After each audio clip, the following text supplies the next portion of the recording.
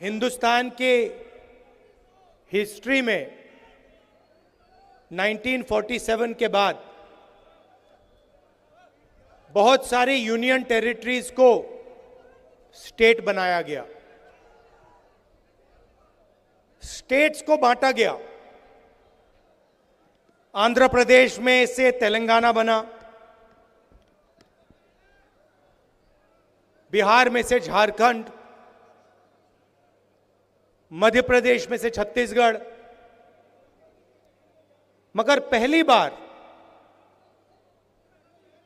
Independence के बाद एक स्टेट को यूनियन टेरिटरी में बदला गया, वो जम्मू कश्मीर के साथ हुआ है।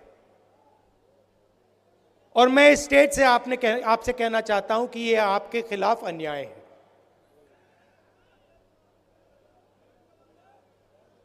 आपका लोकतांत्रिक हक आपसे छीन लिया गया है और आज जम्मू कश्मीर को जम्मू कश्मीर के लोग नहीं चलाते हैं। आज जम्मू कश्मीर को दूसरे स्टेट के लोग चलाते हैं। हमने सोचा था कि चुनाव से पहले आपको स्टेटहुड वापस मिल जाएगा और सही तरीका वही था। सही तरीका था कि पहले स्टेटहुड दो और उसके बाद चुनाव कराओ। अब ठीक है, पहले चुनाव करा दिया, मगर हम चाहते हैं कि जल्दी से जल्दी आपका जो लोकतांत्रिक हक है, जम्मू कश्मीर का जो स्टेटहुड है, वो आपको वापस मिले।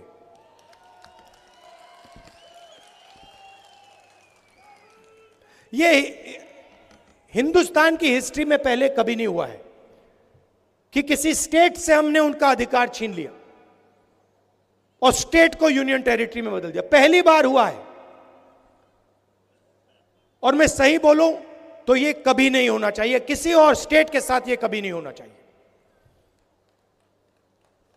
और मैं आपको यहां गारंटी देता हूं कि अगर बीजेपी ने आपको स्टेटहुड नहीं दिया तो हम विपक्ष में हैं, हम इंडिया गठबंधन का पूरा दम आपको स्टेटहुड दिलवाने में लगा देंगे।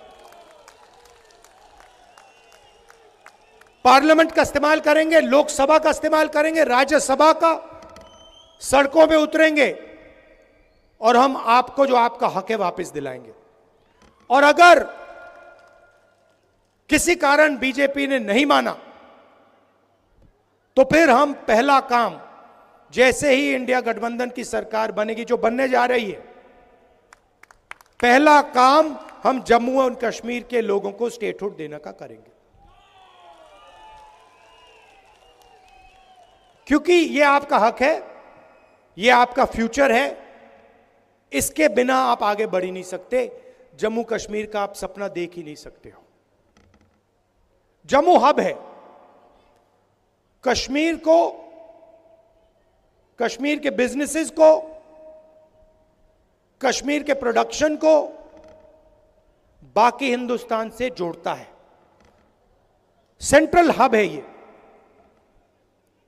और इस हब का जो काम था उसको इन लोगों ने खत्म कर दिया है। इसका जो रोल था उसको इन लोगों ने खत्म कर दिया है। जम्मू के जो छोटे बिजनेसेस थे, मीडियम साइज बिजनेसेस थे, एंटरप्रेन्योर्स थे, इनकी रीढ़ की हड्डी बीजेपी की सरकार ने और यहां के लेफ्टिनेंट गवर्नर ने तोड़ दी है। नतीजा यह है कि जम्मू कश्मीर के लोगों को, युवाओं को रोजगार नहीं मिल सकता है। आप कुछ भी कर लो, जब तक जम्मू कश्मीर के स्मॉल और मीडियम बिजनेसेस अपने पैरों पर नहीं खड़े होंगे, तब तक इस प्रदेश में, इस यूनियन टेरिटरी में रोजगार नहीं मिल सकता।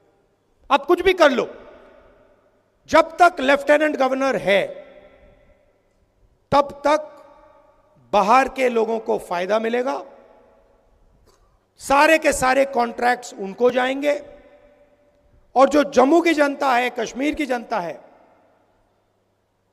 उनको परे कर दिया जाएगा। यह रियलिटी है। और एक कारण भी है कि आपसे स्टेटहुड छीना गया, कि वो चाहते हैं कि जम्मू कश्मीर को जम्मू कश्मीर के लोग ना चलाएं, बाहर के लोग चलाएं, लेफ्टिनेंट गवर्नर के माध्यम से काम हो, और जम्मू कश्मीर की जनता की जो प्रोस्पेरिटी है वो खत्म हो जाए। यह आक्रमण जो जम्मू कश्मीर में स्मॉल और मीडियम बिजनेसेस पे हुआ है, यह बाकी देश में भी हुआ है। पूरी सरकार अदानी अंबानी जैसे अरबपतियों के लिए चलती है।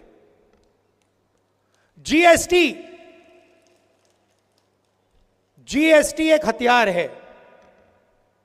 जम्मू के एंटरप्रेन्योर्स, जम्मू के स्मॉल और मीडियम बिजनेसेस पर आक्रमण करने का हथियार है। नोटबंदी एक हथियार था। यह पॉलिसीज नहीं है, यह हथियार हैं, और इनका लक्ष्य रास्ता साफ करने का है। किसके लिए? अदानी और अंबानी जैसे अरबपतियों के लिए। नोटबंदी और जीएसटी ने, गलत जीएसटी ने हिंदुस्तान में लाखों स्मॉल और मीडियम बिजनेसेस खत्म कर दिए।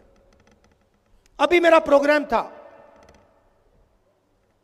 कुछ मिनट पहले मेरा प्रोग्राम था, एक लड़की आती है, कहती है राहुल जी मेरा सपना था, मैं छोटा बिजनेस चालू करना चाहती थी।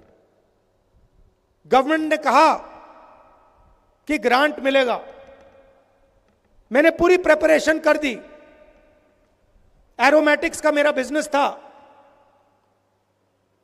मैंने पूरी तैयारी कर दी, मुझे कहा कि पैसा मिलेगा, पैसा नहीं आया।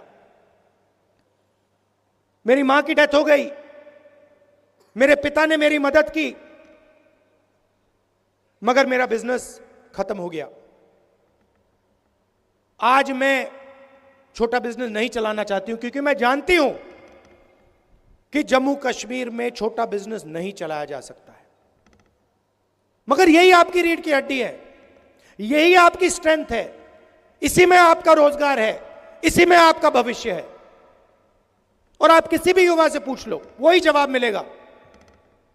वो लड़की अब कह रही है कि मैं एडमिनिस्ट्रेशन में जाना चाहती हूं, मैं आईआईटी में जाना चाहती हूं।